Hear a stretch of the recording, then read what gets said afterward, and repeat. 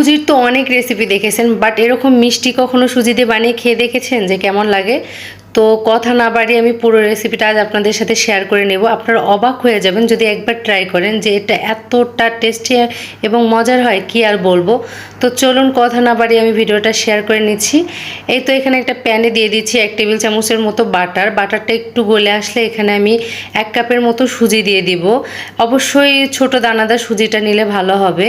এখন সুজিটা একদম লো থেকে মিডিয়াম আঁচে খুব ভালো করে ভেজে নিব। খুব বেশি আঁচে ভাজলে কিন্তু সুজিটা পুড়ে যাবে আর খেতেও কিন্তু একদমই মজা লাগবে না। আপনি যদি সুজির এই মিষ্টিটা একবার কাউকে বানিয়ে খাওয়ান, দেখবেন যে সে অবাক হয়ে যাবে যে সুজি দিয়েও কি এত সুন্দর মিষ্টি বানানো যায়। তো এখানে দিয়ে নিচ্ছি 2 কাপ দুধ। এটা লিকুইড, একদমই ঠান্ডা দুধ, এটাকে জাল দিয়ে নেওয়ার কোনো প্রয়োজন নাই। এই তো দুধটা দিয়ে এখন দিয়ে দিচ্ছি 1/2 কাপ চিনি। চিনি দেওয়ার পর দিয়ে দিচ্ছি 1 চিমটির মতো লবণ। লবণটা আপনারা চাইলে স্কিপ করতে পারেন, তবে যে কোনো মিষ্টি খাবারে 1 চিমটি লবণ দিলে কিন্তু খুব ভালো লাগে, মিষ্টিটা ব্যালেন্স হয়। 3 টেবিল চামচ গুঁড়া দুধ দিয়ে দিচ্ছি, দিয়ে আবারও ভালো করে মিশিয়ে নিচ্ছি। এই পর্যায়ে কিন্তু চুলার জালটা একদমই লো করে দিতে হবে, নইলে কিন্তু এটা দ্রুত হয়ে শক্ত হয়ে যাবে আর মিষ্টি হতে যাবে না, তখন কিন্তু খেতেও ভালো লাগবে না। এই তো ঠিক একটু নরম নরম থাকা অবস্থায় আমি এটাকে ঢেলে নেব, তাহলে কিন্তু একটু পর এটা অনেকটা ড্রাই হয়ে যাবে। এই তো নিয়ে 5 মিনিটের মতো রেস্টে দিয়ে দিচ্ছি। এখানে একটা প্লেটে আমি কিছুটা বাটার ছড়িয়ে নিচ্ছি। এই প্লেটে আমি এখন সুজির মিশ্রণটা কিন্তু ঢেলে নেব, যাতে করে নিচে লেগে না যায়, সেই জন্য আমি একটু বাটার দিয়ে নিলাম।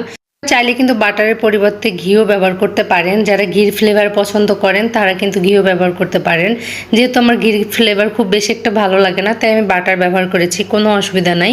এতে একটু ভালো করে মথে নিয়ে এখন একটু মিষ্টি শেপ দিয়ে নিয়েছি। চাইলে আপনারা এরকম লম্বাটের বদলে গোল শেপও দিয়ে নিতে পারেন, যার যেরকম শেপ পছন্দ সে সেরকমই দিয়ে নিতে পারেন। এতো জাস্ট হাতে একটু আমি ঘুরিয়ে ঘুরিয়ে এরকম লম্বা শেপ দিয়ে নিয়েছি। এখানে আমার প্রায় 10 থেকে 12টার মতো মিষ্টি হয়েছে। আপনারা চাইলে এর থেকেও ছোট বা বড় বানাতে পারেন, কোনো অসুবিধা নাই।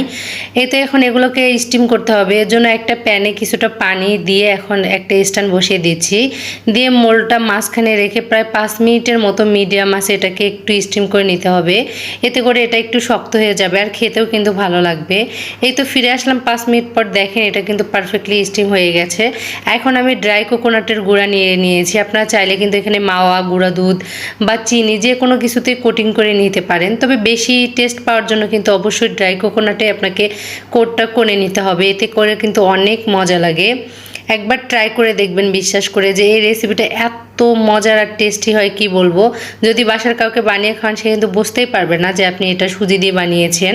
তো আমার পুরো রেসিপিটা দেখার পর আপনার কেমন লাগলো কমেন্ট করে জানাতে কিন্তু একদমই ভুলবেন না। সেই সাথে রেসিপিটা যদি খুব বেশি ভালো লেগে থাকে তাহলে অবশ্যই আমার পেজটি ফলো দিয়ে পাশে থাকবেন। এরকম নিত্য নতুন অনেক ধরনের রেসিপি আমার পেজে দেওয়া আছে, চাইলে আপনি আমার পুরো পেজটা ঘুরে দেখতে পারেন। সেই সাথে আপনার টাইম লাইনে একটা শেয়ার দিয়ে রাখতে পারেন আমার এরকম নতুন রেসিপি দেখার জন্য। তো সুস্থ থাকবেন, ভালো থাকবেন, দেখা হবে নতুন কোনো রেসিপি নিয়ে। আল্লাহ হাফেজ।